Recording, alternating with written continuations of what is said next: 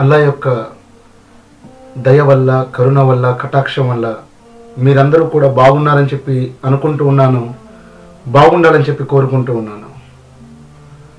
నా ప్రియమైన సోదరులారా, సోదరిమణులారా మరియు నా గౌరవనీయులైన పెద్దలారా, ఈరోజు మధ్యాహ్నం వాట్సాప్లో ఒక అన్న ఒక వీడియో పంపించాడు. ఆ వీడియోలో వసీం రజవి అనేటువంటి ఒక అన్నయ్య ఖురాన్ గ్రంథంలోని 26 వాక్యాలు వైలెన్స్ అంటే అల్లకల్లోలాన్ని సృష్టించేటువంటివి, హింసను సృష్టించేటువంటివిగా ఉన్నాయి. కాబట్టి ఈ 26 వాక్యాలు ఖురాన్ గ్రంథం నుంచి తొలగించాలి అని చెబుతూ ఉన్నాడు. అసలు ఏంటి ఈ విషయం అని చెప్పి ఆ అన్న మనల్ని అడగటం అన్నది జరిగింది. అసలు వసీం రజవి అనేటువంటి వ్యక్తి ఏమంటున్నాడో ఒక్కసారి ఆ అన్నయ్య మాటల్లోనే మనం వినేటువంటి ప్రయత్నం చేద్దాం. सुप्रीम कोर्ट में जनहित याचिकाएं तो कई दाखिल होती हैं, लेकिन एक ऐसी जनहित याचिका आई है जो शायद इससे पहले दुनिया भर में कहीं नहीं आई होगी। वो है कुरान की 26 आयतों को रिमूव करने की याचिका। और हम बात कर रहे हैं, याचिकाकर्ता हमारे साथ हैं सैयद वसीम रिजवी। वसीम साहब, ये कौन सी 26 आयतें हैं जिसको आपने रिमूव करने की अर्जी लगाई है सुप्रीम कोर्ट में? गुहार। देखिए, प्रॉफिट मोहम्मद के बाद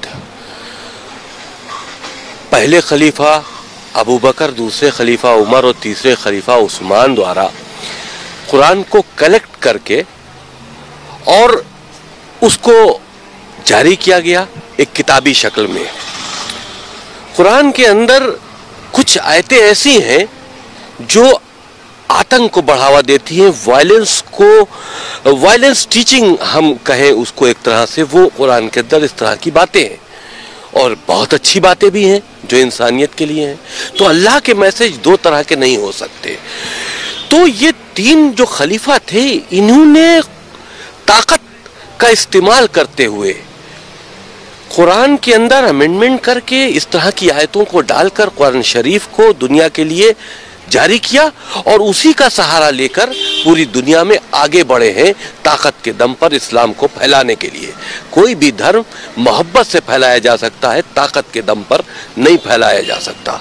और इस वजह से आज इस्लाम को फैलाने के लिए जो कुरान के अंदर अमेंडमेंट किए गए थे, जो इस तरह के मैसेजेस डाले गए थे, जो वायलेंस को बढ़ा रहे थे, जो जुल्म व ज़्यादती कर रहे थे, आज उसका फ़ायदा आतंकवादी उठा रहे हैं। मदरसों के ज़रिए आम मुसलमानों के बच्चे उसको पढ़ रहे हैं और उनका जहन जो है वो कट्टरपंथ की तरफ बढ़ रहा है। तो ये बहुत नुकसानदेह, बहुत सी ऐसी बातें हैं जो हमने अपनी पहल में लिखी है, लेकिन क्योंकि अभी हमने PIL दाखिल की है, कोर्ट में पेंडिंग है, वो बातें हम खुलकर नहीं बता सकते। लेकिन हमें उम्मीद है कि ये चीज़ें कोर्ट को इसमें इंटरफेरेंस करना चाहिए। हमारी देश की सुरक्षा से जुड़ा मामला है। इन 26 आयतें जो वायलेंस की टीचिंग है इस्लाम के अंदर, जो पूरी दुनिया में आतंक का सबब बनी हुई हैं, इनको कुरान से रिमूव होना चाहिए। आपको लगता है कि कोर्ट ऐसे संवेदनशील मामले में, जिसमें एक फेथ से जुड़ा हुआ मामला है, उसमें मुदाखलत करेगा? ये मामला फेथ से जुड़ा नहीं है। फेथ से जुड़ा हुआ होता है इंसानियत का मामला। किसी का कत्ल कर देना फेथ से जुड़ा मामला है। आप अगर इसको फेथ से जोड़ लेते हैं तो हमको इजाजत दीजिए कि हम काफिरों का कत्ल कर दें। तो ये फेथ से जुड़ा नहीं है, ये वायलेंस टीचिंग है। ये एक तरह से आतंकी गतिविधियों में मुसलमान बच्चों को लिप्त करने की बात है और उसका सहारा कुरान मजीद से लिया जा रहा है। बहुत सी अच्छी बातें हैं कुरान मजीद में। हम तो कहते हैं कुरान मजीद को हम बैन करने की बात नहीं करते, उसके अंदर जो वायरस खलीफाओं ने डाला है इस्लाम को आगे बढ़ाने के लिए ताकत के दम पर, उसको रिमूव करो, क्योंकि आज उसका गलत फायदा उठाया जा रहा है और मुसलमान बच्चों को आतंकवाद की तरफ लिया जाया जा रहा है। तो आपको लगता है कि जो किसी जमाने में इस्लाम की ताकत के बल पर इस्लाम को फैलाने की बात की जा रही थी, आज वो इस्लाम को कमजोर कर रहा है? जो बुनियादी शिक्षाएं हैं इस्लाम की इंसानियत के भले के लिए, जाहिर सी बात है जिस वक्त ये कुरान के अंदर अमेंडमेंट करके इस तरह के अल्लाह के नाम से मैसेजेस डाले गए जो हमने चैलेंज किए हैं, उस वक्त तो उनका मकसद यही होगा कि हम इसको अपनी ताकत से जोड़े। अल्लाह के मैसेज के नाम पर जिहाद क्या है? ये उस वक्त जिहाद था कि इस्लाम को फैलाना था। आज वो जिहाद का गलत इस्तेमाल हो रहा है, आतंकवादी जिहाद का इस्तेमाल कर रहे हैं। तो उस वक्त तो इस्लाम का दायरा बढ़ाने के लिए ये काम किया गया था, लेकिन आज इस्लाम उसी से बदनाम हो रहा है।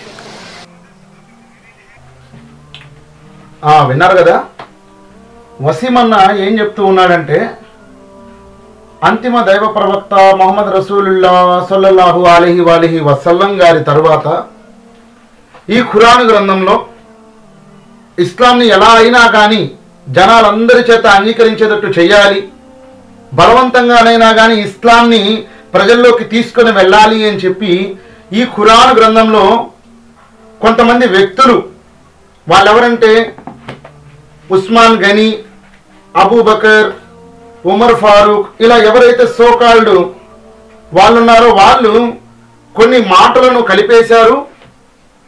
వాళ్ళ స్వార్థం కోసం, వాళ్ళ యొక్క పదవుల కోసం, వాళ్ళ స్వార్థ ప్రయోజనాల కోసం. ఆ కొన్ని మాటలు ఎలా ఉన్నాయి అని అంటే, హింసాత్మకంగా, క్రూరంగా మనుషుల్ని చంపేయాలి, మానవత్వం అన్నది లేకుండా ఉండింది ఆ యొక్క వాక్యాలలో. అలాంటి ఒక 26 వాక్యాలని ఖురాన్ గ్రంథం నుంచి తీసివేయాలి అని చెప్పి మేము సుప్రీంకోర్టులో పిటిషన్ పెడతామన్నది జరిగింది. దానికి సంబంధించి విచారణ జరుగుతుంది, మా వైపే తీర్పు వచ్చింది అని చెప్పి మేము నమ్ముతూ ఉన్నాం అని చెప్పి వసీం అన్న చాలా చక్కగా ఆస్తక్ ఇంటర్వ్యూలో అబ్తక్ చెప్పడం అన్నది జరిగింది. అయితే నాకు ఇక్కడ ఒక విషయం చాలా గొప్పగా అనిపిస్తుంది. India is great country. ఎందుకంటే ఈ భారతదేశంలో ఉన్న యొక్క స్వాతంత్రం, ఫ్రీడమ్ మిగిలిన ఏ దేశంలో లేదు నాకు తెలిసి. ఎందుకంటే ఇక్కడ ప్రతి ఒక్కళ్ళు కూడా వాళ్ళ ఫీలింగ్స్ని వాళ్ళు చెప్పవచ్చు. దేవుడు ఉన్నాడు అనేవాళ్ళు వాళ్ళ ఫీలింగ్ని చెప్పవచ్చు, దేవుడు లేడు అనే నమ్మేటువంటి ఎథీస్టులు వాళ్ళ ఫీలింగ్ వాళ్ళు చెప్పొచ్చు. ఇలా ప్రతి ఒక్కళ్ళు కూడా ఫ్రీడమ్ ఆఫ్ స్పీచ్, భావ వ్యక్తీకరణ స్వేచ్ఛను ఉపయోగించుకోవచ్చు. కాబట్టి నాకు ఇలా అనిపించిందయ్యా, 26 వాక్యాలు ఖురాన్ గ్రంథంలో హింసను ప్రేరేపించేటట్టు ఉన్నాయి, కాబట్టి అవి తీసేయాలి అని చెప్పి నేను హైకోర్టులో పిటిషన్ వేసి నా ఫ్రీడమ్ ఆఫ్ స్పీచ్ నేను ఉపయోగించుకున్నాను, ఇందులో తప్పే ఉంది అని చెప్పి వసీం అన్న అనొచ్చు. అయితే నేను దాన్ని తప్పు పట్టడం లేదు. నేనేమన్నానంటే, ఇక్కడ వసీం అన్న ఒక మాట చెప్పాడు. అదేంటంటే, ప్రవక్త గారు ఈ భూమి మీద నుంచి గతించిన తర్వాత, అంటే చనిపోయిన తర్వాత, హజరత్ అలీ, ఉమర్ ఫారూక్, అబూబకర్, ఉస్మాన్ గనీ ఈ నలుగురు కూడా వాళ్ళ స్వార్థ ప్రయోజనాల కోసం ఈ ఖురాన్ గ్రంథంలో కొన్ని వాక్యాలను కలిపేశారు, తారుమారు చేసేశారు. అలాంటి వాక్యాలు ఈ హింసాత్మకమైన వాక్యాలు. ఖురాన్ గ్రంథంలో చాలా మానవతా విలువల్ని తెలియజేసేటువంటి వాక్యాలు ఉన్నాయి, మళ్ళీ హింసాత్మకమైన వాక్యాలు ఉన్నాయి. అల్లా 2 విధాలుగా 2 నాలికల ధోరణిగా చెప్పడు కదా, కాబట్టి ఈ వాక్యాలు వాళ్ళు కలిపేశారు అని చెప్పి తెలియజేయటం అనేది జరిగింది. అయితే స్ట్రైట్గా ఒక క్వశ్చన్ అడగాలనుకుంటున్నాను. వీళ్ళు ఇలా కలిపేశారు అని చెప్పి ఎవరైతే ఉమర్ ఫారూక్ అనేటువంటి వ్యక్తి కానీ, లేకపోతే ఉస్మాన్ గనీ అనేటువంటి వ్యక్తి కానీ, లేకపోతే అబూబకర్ అనేటువంటి వ్యక్తి కానీ ఈ విధంగా ఖురాన్ని తారుమారు చేసేసారని చెప్పి ఈ పూర్తి ఖురాన్ గ్రంథంలో 114 అధ్యాయాలు ఉన్నాయి, 6236 వాక్యాలు ఉన్నాయి. ఒక్క చోటైనా కానీ అల్లా తెలియజేశాడా? ఒక్క వర్స్ లో, any verse in the Quran ఉందా? చూపిస్తావు వసీం అన్నా? డైరెక్ట్ ఛాలెంజ్ అన్నా. లేదు, ఒక్క చోట కూడా ఈ ఖురాన్ గ్రంథాన్ని తారుమారు చేసేశారు, ఈ ఖురాన్ గ్రంథంలో కొన్ని వాక్యాలు కలిపేశారు, ఈ ఖురాన్ గ్రంథంలో అవకతవకలు జరిగాయి అని చెప్పి పూర్తి ఖురాన్ గ్రంథంలో 6236 వాక్యాల్లో ఒక్క చోట కూడా లేదు. మరి ఎక్కడుంది వీళ్ళ మధ్య భేదాభిప్రాయాలు వచ్చాయని, లేకపోతే వీళ్ళు అలా చేశారు, ఇలా చేశారు, ఖురాన్ని తగలబెట్టేశారని చెప్పి ఎక్కడుంది? మనుషులు తమ స్వహస్తాలతో లిఖించినటువంటి ఈ యొక్క పుస్తకాల్లో ఉన్నాయి. ఏవైతే వీళ్ళ జీవిత చరిత్రలు ఉన్నాయో, ఉస్మాన్ గనీ అని కానీ, అబూబకర్ సిద్దిక్ అని కానీ, ఉమర్ ఫారూక్ అని కానీ, హజరత్ అలీ గారు అని కానీ, ఎవరైతే మనుషులు స్వహస్తాలతో లిఖించినటువంటి గ్రంథాలు ఉన్నాయో వాటిల్లో ఉన్న హిస్టరీలో ఉన్నాయి. హిస్టరీ అన్నది ఇస్లాంకి సంబంధించింది కాదే. There is no relation between history and Islam. ఇస్లాంకి హిస్టరీకి ఎలాంటి సంబంధం లేదు వసీం అన్న. ఈ ఖురాన్ గ్రంథంలో ఒక్క చోటైనా ఉందా? నువ్వు చూపించగలవానికి లైఫ్ టైం ఛాలెంజ్ అన్న, లైఫ్ టైం ఛాలెంజ్. ఎక్కడా కూడా లేదు. ఎక్కడో హిస్టరీలో మనుషులు కూర్చొని పెన్ను పేపర్ తీసుకొని రాసుకున్నటువంటి మాటల్ని నువ్వు తీసుకున్నావు. ఖురాన్ గ్రంథంలో ఉన్న మాట నువ్వు తీసుకోరా? ఒక విషయం నేను చెప్తాను. ఖురాన్ గ్రంథంలో అల్లా రెండు విషయాలు చెప్పడు, రెండు నాలుకల ధోరణిగా చెప్పడు. ఏదైనా కానీ ఒకే మాట చెప్తాడు. ఇటు మానవతా విలువలతో కూడిన వాక్యాలు ఉన్నాయి, ఇటు హింసాత్మకమైన వాక్యాలు ఉన్నాయి.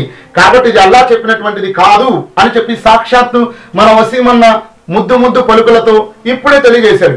ఇప్పుడు నేను కొన్ని వాక్యాలను చదివి మీకు వినిపిస్తాను. జాగ్రత్తగా విని నా ప్రియులారా. తొందరగా తీయాలన్నా.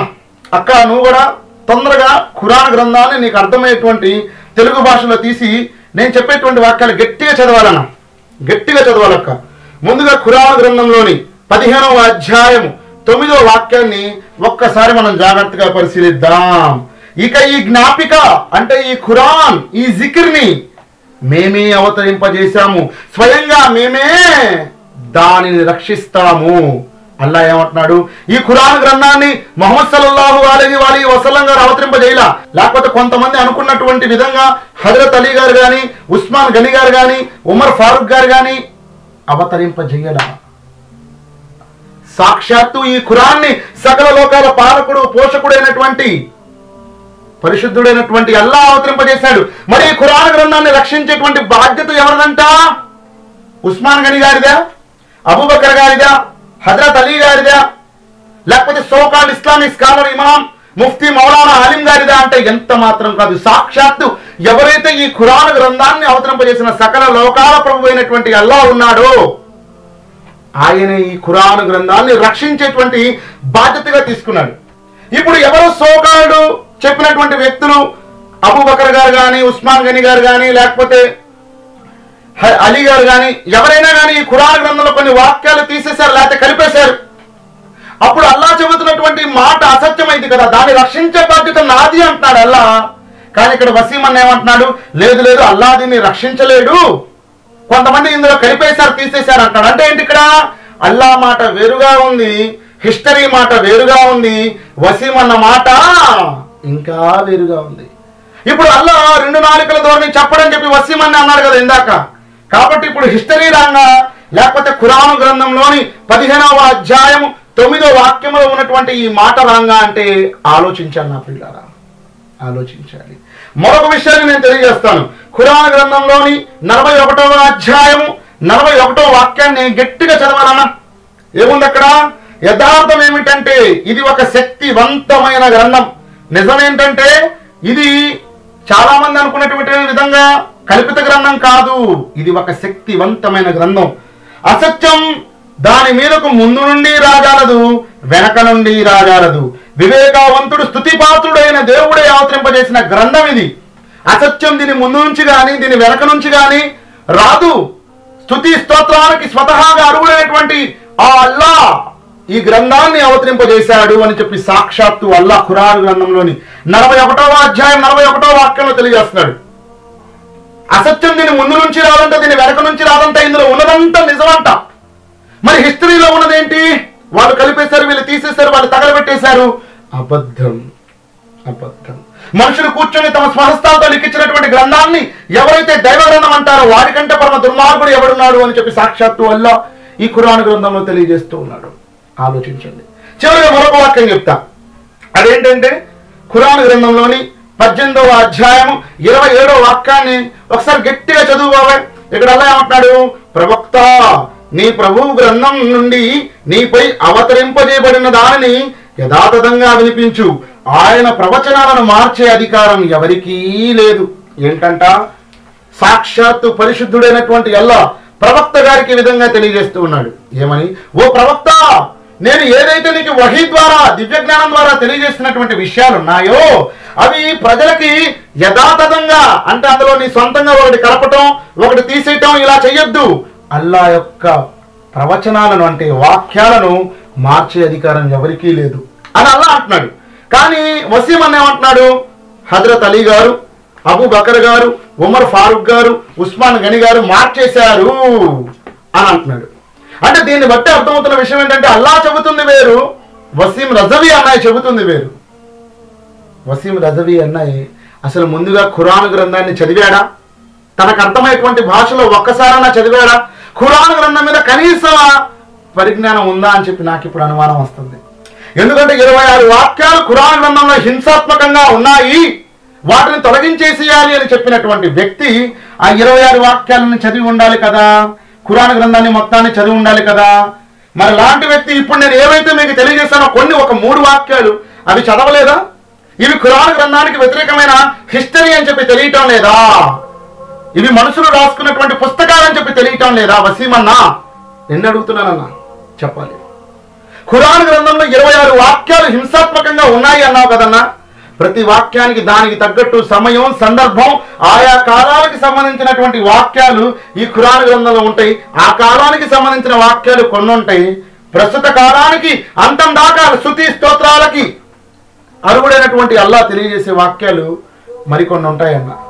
కనీస పరిజ్ఞానం లేనటువంటి ఇలాంటి వ్యక్తులు కూడా ఖురాన్ గ్రంథం గురించి మాట్లాడుతూ ఉంటే చాలా బాధేస్తూ ఉంటారు. అయితే దీనికి కారణం లేకపోలేదు. ఇలా వసీం రజ్వీ అన్నాయండి, ఎంతో మంది ఖురాన్ గ్రంథం గురించి రోజు వాట్సాప్ల్లో, ఫేస్బుక్ల్లో, ట్విట్టర్లో, యూట్యూబ్లో ఎన్నో వీడియోలు చేస్తున్నారు, ఎన్నో పోస్టులు పెడుతూ ఉన్నారు. కాకపోతే ఈ అన్నయ్య సుప్రీంకోర్టుకి వెళ్ళాడు, వాళ్ళు పాపం సోషల్ మీడియాలోనే ఉండిపోయారు, అంతే తేడా.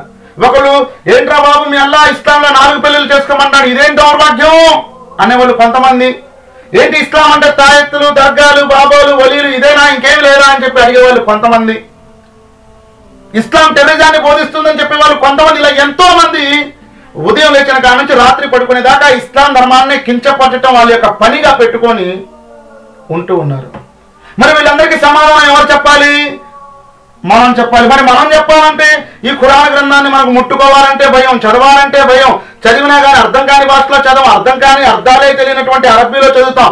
లేకపోతే కళ్ళకద్దుకొని సాంబ్రాన్ని వెలిగించి బీరువా మీద మంచి పట్టు వస్త్రాలను చుట్టి పెట్టి మొగుడు పిల్లలు కొట్టుకున్నప్పుడు, ఇంట్లో తగారైనప్పుడు ఈ ఖురాన్ గ్రంథాన్ని తీసి చదువుతాం తప్ప అది అరబ్బీలో యాసిన్ సూర్య అరేమని చదివితే శవాలకు పుణ్యం వచ్చిందని చెప్పి ఎప్పుడు మనకు అర్థమయ్యేటువంటి భాషలో చదవం. అలాంటి వ్యక్తి ఈ వసీం రజ్వీ అన్న. కాబట్టే ఈ రకంగా 26 వాక్యాలను తొలగించాలి అని అన్నాడు.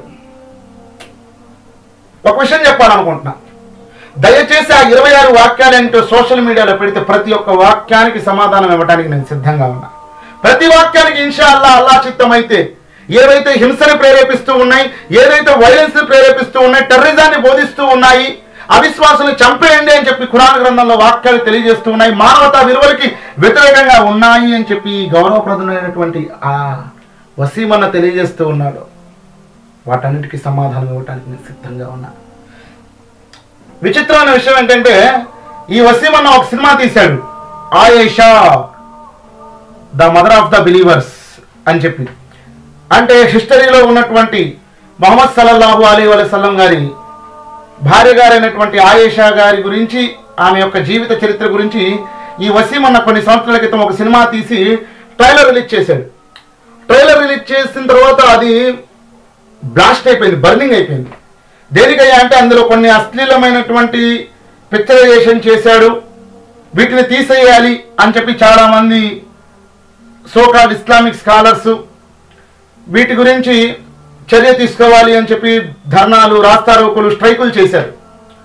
అయితే తను ఒక మాట అన్నాడు టీవీలో కూర్చొని, ఏదైతే నేను ఈ స్టోరీ తీశానో ఇది నా సొంత మాట కాదు, సాక్షాత్తు దైవ గ్రంథం అని చెప్పి నమ్మేటువంటి బుఖారీలోనే ఈ యొక్క మాట ఉంది, కాబట్టే నేను ఆ విధంగా పిక్చరైజేషన్ చేశాను అని చెప్పి తెలియజేశాడు. మరి నేను సినిమాను ఆపేయాలంటే ఆ హదీసులో ఉన్నటువంటిది తప్పని ఒప్పుకోవాలి, దాన్ని తీసేయాలి, అప్పుడు నేను ఈ సినిమా తీసేస్తాను అన్నాడు. దానికి ఇస్లామిక్ స్కాలర్స్ అయితే ఒప్పుకోలేదులే, కానీ మేము హదీస్ని తీయము, అది అందులోనే ఉంటుంది, కానీ నువ్వు మట్టికి సినిమా తీసేయాలి అని చెప్పి సినిమా ఎలా అయితే అది రిలీజ్ అవ్వలేదు, అది ఆగిపోయింది, అది వేరే విషయం. ఇదంతా నేను ఎందుకు చెబుతున్నానంటే హిస్టరీలో ఉన్నాయి చాలా, వాళ్ళు తగాదాలు ఆడుకున్నారని, వాళ్ళ మధ్యలో గొడవలు జరిగినాయి అని, ఇలాంటి హిస్టరీలో చాలా ఉన్నాయి మనుషులు రాసుకున్నటువంటి దాంట్లో. కానీ ఖురాన్ గ్రంథంలో ఇలాంటి వేస్ట్ వ్యవహారాలు, వేస్ట్ విషయాలు ఏమి ఉండవు. అల్లా ఏం చెప్పాలి అనుకున్నాడో స్ట్రైట్ గా, సుత్తి లేకుండా, నేరుగా, మొహమాటం లేకుండా, బిడియం లేకుండా చెప్పేస్తాడు, అంతే తప్ప వేరే విషయాల జోలికి వెళ్ళడు. మరి హిస్టరీలో అంటే పరమ చెత్త విషయాలన్నీ కూడా ఉంటాయి, అందులో ఖురాన్ గ్రంథానికి వ్యతిరేకమైన విషయాలు ఎన్నో ఉంటాయి. కాబట్టి వాటన్నిటిని పట్టించుకోవాల్సిన అవసరం, ఆవశ్యకత రెండు కూడా లేవు. ఖురాన్ గ్రంథంలో మార్పులు చేర్పులు ఎక్కడైనా జరిగాయని చెప్పి ఒక్క చోట ఉందా? మొదటిది. రెండవది ఈ ఖురాన్ గ్రంథాన్ని రక్షించేటువంటి బాధ్యత, ఈ ఖురాన్ గ్రంథాన్ని సేకరించేటువంటి బాధ్యత, ఈ ఖురాన్ గ్రంథాన్ని ఆది నుంచి అంతం దాకా ఒకే విధంగా ఉంచేటువంటి బాధ్యత ఏ ఇస్లామిక్ స్కాలర్ది కాదు, ఏ ముఫ్తీది మౌలానా ఆలింది కాదు, ఇది సాక్షాత్తు అల్లాది అని చెప్పి ఇందాకే చెప్పాను. మరొక మాట చెబుతూ ఉన్నా, చాలా మందికి ఖురాన్ గ్రంథం నచ్చట్ల కాబట్టి ఈ కేసులు. ఎందుకంటే ఖురాన్ గ్రంథం నువ్వు మనిషిలాగా బతుకయ్యా అని చెబుతుంది.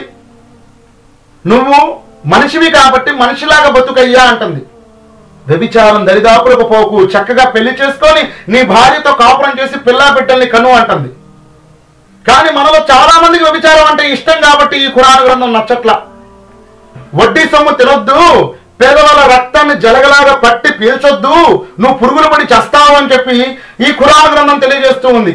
కానీ మనం పనులు పాటలు లేకుండా తరతరాల నుంచి వస్తున్న ఆస్తుల్ని అనుభవిస్తూ కూర్చొని ఏసీల్లో వడ్డీ వ్యాపారం చేసుకుంటూ పాపకు సొమ్ము మనం పెంచుకుంటూ ఉంటాం కదా. మరి ఇదేమో వడ్డీ తినొద్దు అంటుంది. కాబట్టి ఈ వడ్డీ తినొద్దు అని తెలియజేసేటువంటి ఈ ఖురాన్ గ్రంథం అంటే మనకు నచ్చట్లా. మనలో చాలా మందికి కట్నాలు తీసుకోవద్దు, కానుకలు తీసుకోవద్దు, నువ్వే పెళ్లి కూతురికి రివర్స్ లో కట్నం ఇయ్యాలయ్యా తను ఆర్థికంగా నిలదొక్కుకోవటం కోసం అని చెప్పి అల్లా ఈ ఖురాన్ గ్రంథంలో తెలియజేస్తూ ఉన్నాడు.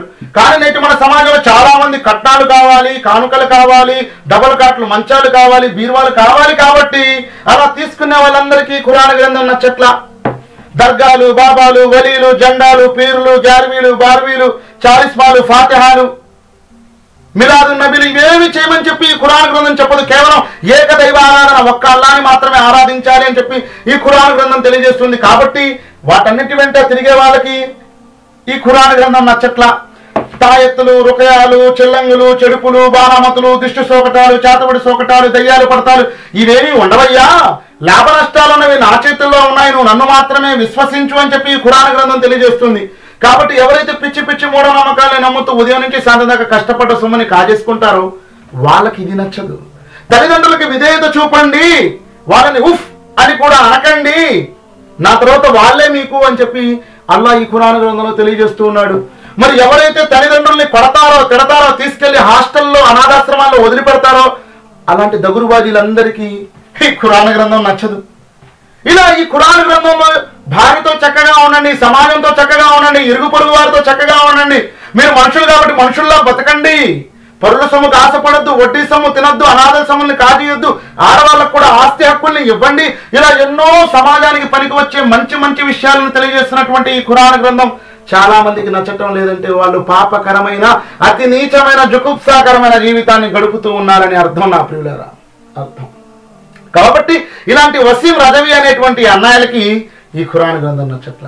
ఇలా ఎన్ని కేసులు పెట్టినప్పటికీ, ఎంత జరిగినప్పటికీ ఖురాన్ గ్రంథంలో ఒక్క వాక్యాన్ని కూడా మార్చలేరు, ఒక్క వాక్యాన్ని కూడా మార్చలేదు. ఎందుకంటే ఇది సోకాల్ ఇస్లామిక్ స్కాలర్ రక్షించేటువంటి బాధ్యత కాదు, మీది నాది బాధ్యత కాదు. సాక్షాత్తు అల్లా అవతరింపజేసిన గ్రంథం. తన గ్రంథాన్ని ఎలా రక్షించుకోవాలో ఆయనకి బాగా గట్టిగా చెప్పాలన్నా తెలుసు. చివరిగా నేను చెప్పేటువంటి విషయం ఏంటంటే, వసీమన్న నీతోనే లాస్ట్లో మాట్లాడి వీడియోని ఏం చేద్దాం అనుకుంటున్నా, ఎందుకంటే బాగా లెంత్ అయిపోతే మళ్ళీ మన వాళ్ళు చూడరు, ఏంటో ఇంత పొడుగు తీసేస్తున్న వీడియోస్ అంటారు. చివరిగా నేను చెప్పేటువంటి విషయం ఏంటంటే, ఆ 26 వాక్యాలు ఏంటి దయచేసి ఒకసారి నాకు చెప్పు అన్నా. నీకు తెలుగు తెలుసో లేదు తెలియదు కాబట్టి మా వాళ్ళకి తెలుగే తెలుసు కాబట్టి తెలుగు అని చెప్తున్నా, దయచేసి హిందీ తెలిసిన వాళ్ళు ఉంటే చెప్పండి అన్నయ్యతో. ఆ 26 వాక్యాలు ఏంటో దయచేసి చెప్పండి. వాటికి సంబంధించి ఇన్షా అల్లా మీకు ఖచ్చితత్వమైన సమాధానం ఖురాన్ గ్రంథం ద్వారానే దొరుకుతూ ఉంది. దయచేసి ఖురాన్ గ్రంథాన్ని మీకు అర్థమయ్యేటువంటి భాషలో చదవండి.